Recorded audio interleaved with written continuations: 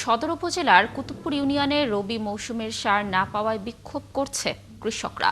রোববার সকাল 11:30টার দিকে সদর উপজেলা কৃষি অফিসের সামনে তারা বিক্ষোভ করে। এ সময় কৃষকরা জানান, স্থানীয় বিএডিসি ডিলার লিমন ট্রেডার্স 3 মাস ধরে সার দিচ্ছে না, সিন্ডিকেট করে বেশি দামে সার বিক্রি করছে।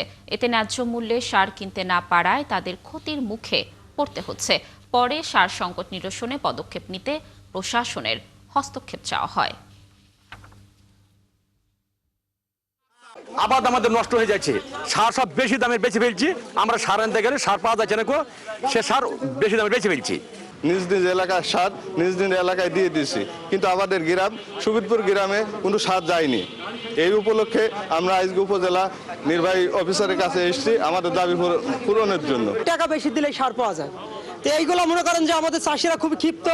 আমাদের চাষিরা ন্যায্য মূল্যে সার তো পাচ্ছেই না, বরং তাদেরকে আরো হেনস্থ করা হয়।